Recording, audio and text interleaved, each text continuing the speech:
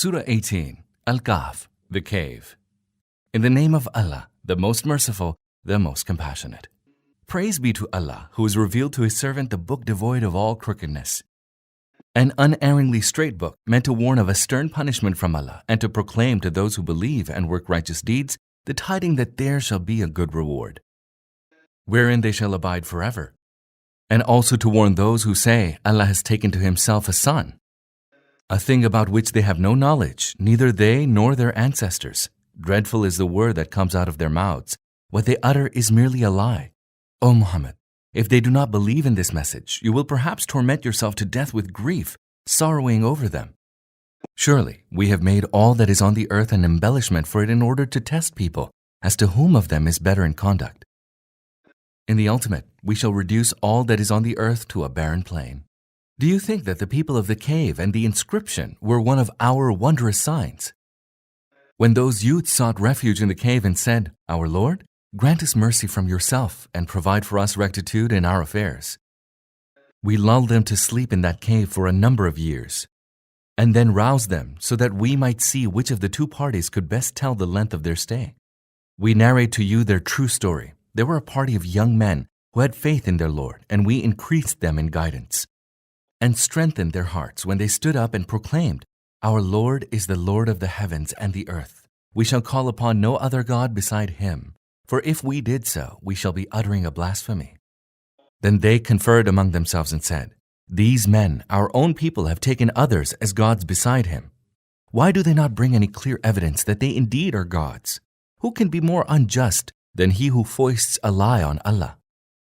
And now that you have disassociated yourselves from them and from whatever they worship beside Allah, go and seek refuge in the cave. Your Lord will extend His mercy to you and will provide for you the means for the disposal of your affairs.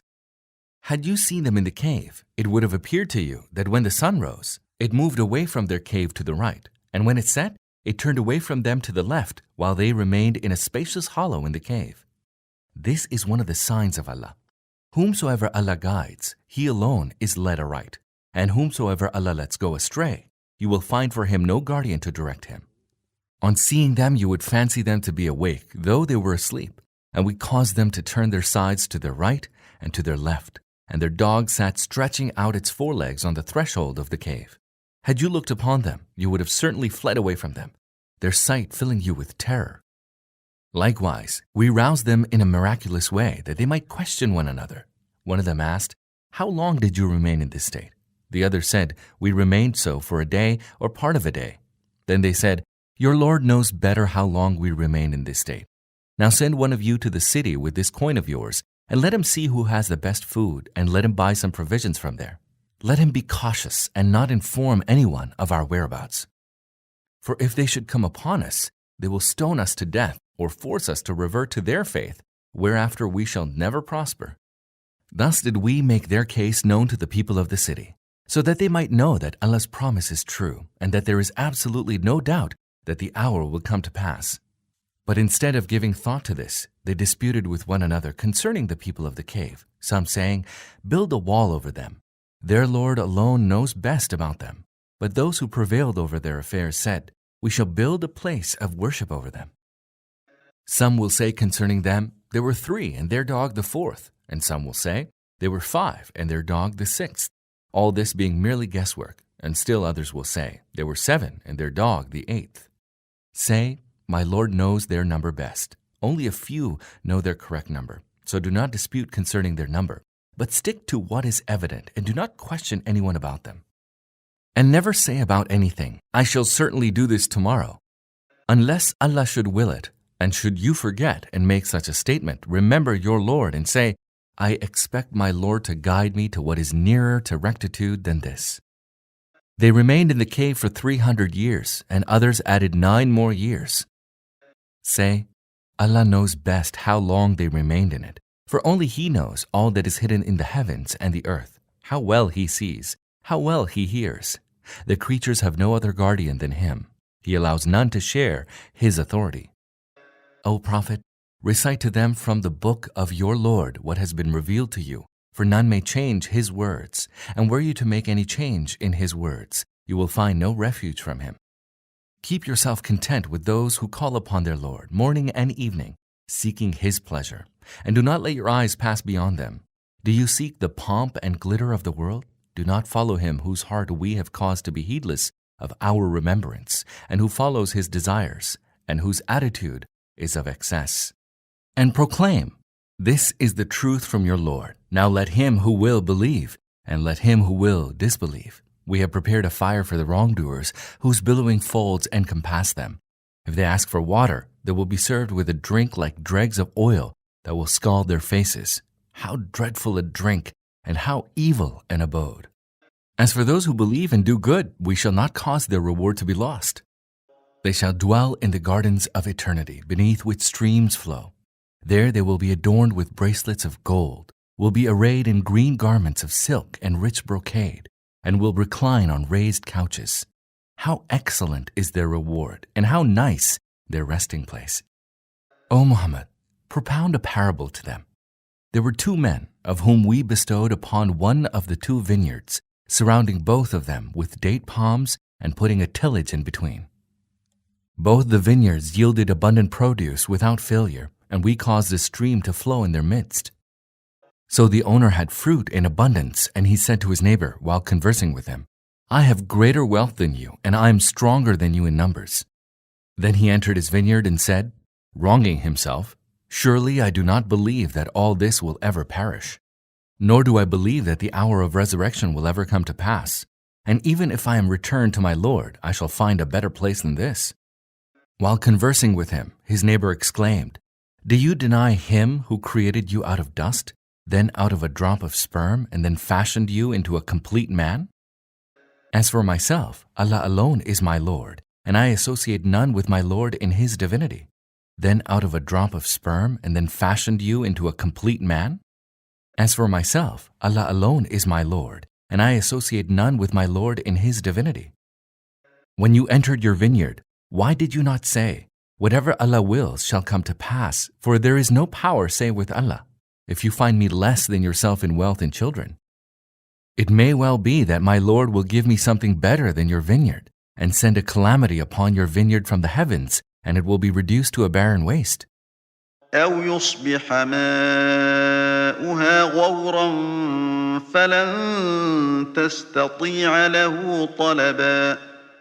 Or the water of your vineyard will be drained deep into the ground, so that you will not be able to seek it out.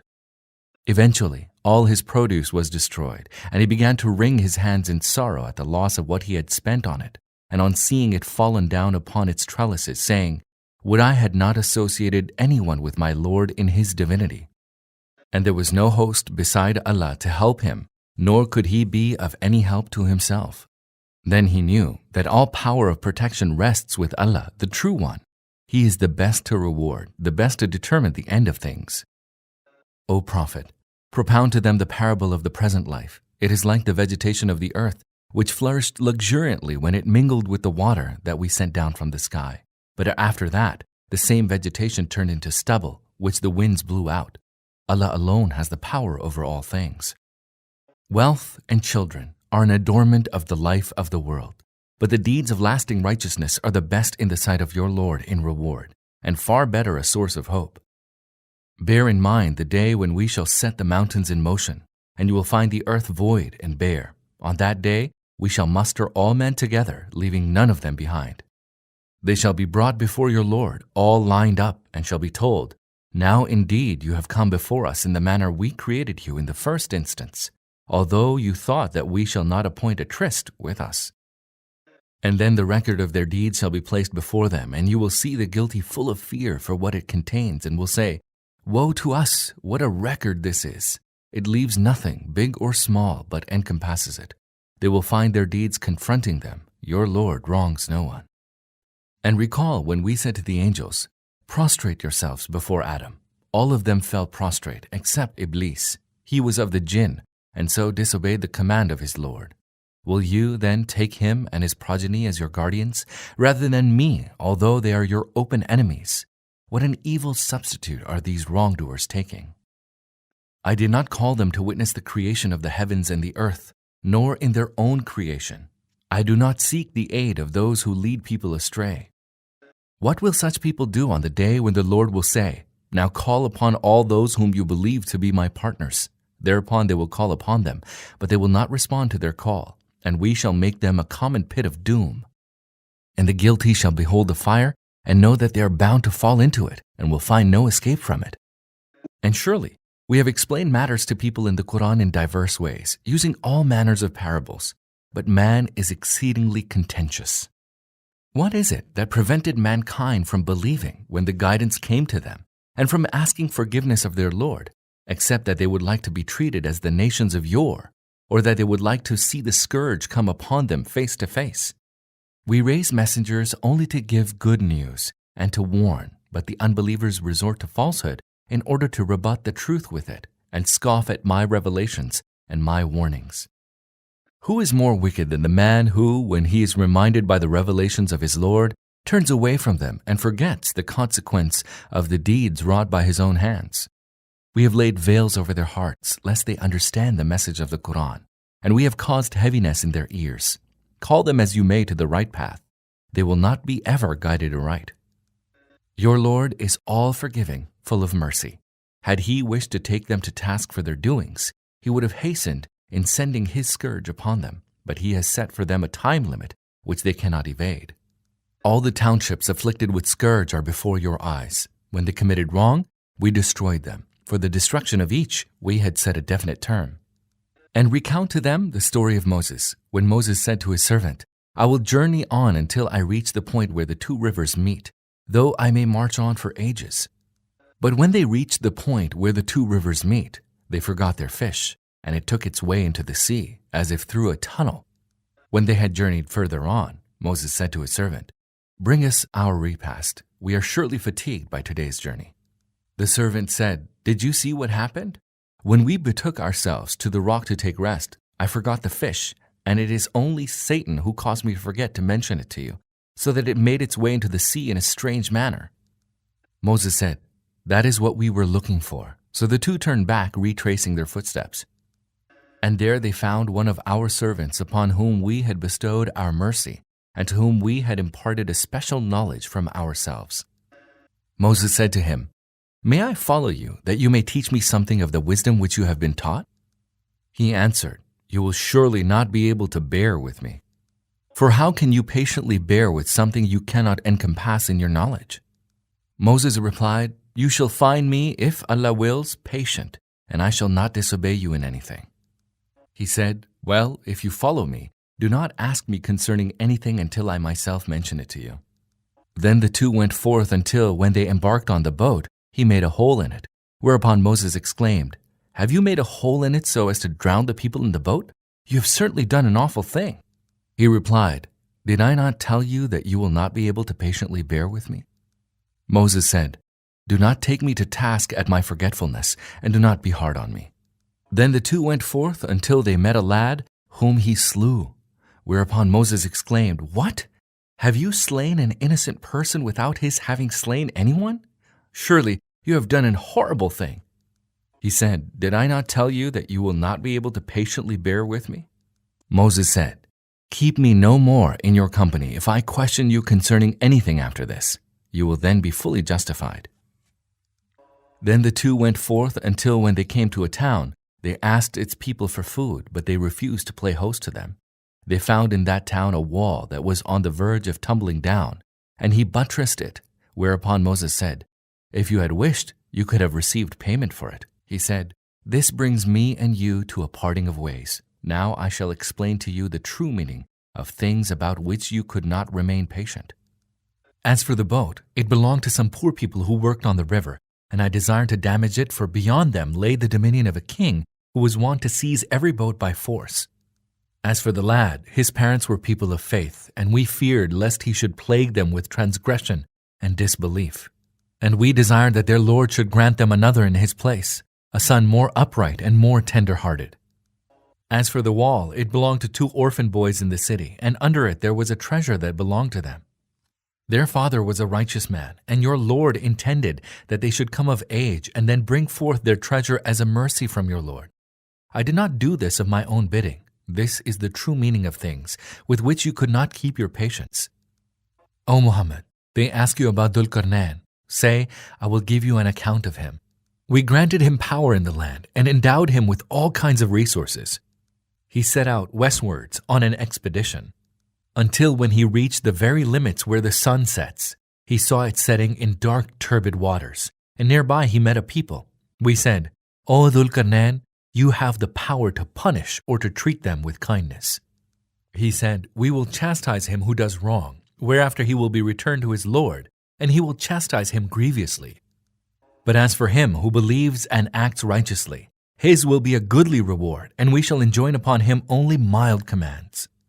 Then he set out on another expedition, until he reached the limit where the sun rises, and he found it rising on a people whom we had provided no shelter from it. Thus was the state of those people, and we encompassed in knowledge all concerning Dhul-Qarnayn. Then he set out on another expedition, until when he reached a place between the two mountains, he found beside the mountains a people who scarcely understood anything. They said, O Dhul-Qarnayn, Gog and Magog are spreading corruption in this land. So shall we pay you taxes on the understanding that you will set up a barrier between us and them? He answered, whatever my Lord has granted me is good enough, but help me with your labor, and I will erect a rampart between you and them. Bring me ingots of iron. Then after he had filled up the space between the two mountainsides, he said, light a fire and ply bellows. When he had made it red like fire, he said, bring me molten copper, which I may pour on it. Such was the rampart that Gog and Magog could not scale, nor could they pierce it. Dhul-Qarnayn said, this is a mercy from my Lord. But when the time of my Lord's promise shall come, he will level the rampart with the ground. My Lord's promise always comes true. And on that day, we shall let some of them surge like waves against others, and the trumpet shall be blown. Then we shall gather them all together. That will be the day when we shall place hell before the unbelievers, whose eyes had become blind against my admonition, and who were utterly disinclined to hear it. Do the unbelievers then believe that they can take any of my creatures as their guardians beside me? Verily, we have prepared hell to welcome the unbelievers. Say, O Muhammad, shall we tell you who will be the greatest losers in respect of their works? It will be those whose effort went astray in the life of the world and who believe nevertheless that they are doing good. Those are the ones who refuse to believe in the revelations of their Lord and that they are bound to meet him. Hence, all their deeds have come to naught, and we shall assign no weight to them on the day of resurrection. Hell is their recompense for disbelieving, and they're taking my revelations and my messengers as objects of jest. As for those who believe and do good works, the gardens of paradise shall be there to welcome them. There they will abide forever, with no desire to be removed from there. Say, if the sea were to become ink to record the words of my Lord, indeed the sea would be all used up before the words of my Lord are exhausted, and it would be the same even if we were to bring an equal amount of ink. Say, O Muhammad, I am no more than a human being like you, one to whom revelation is made.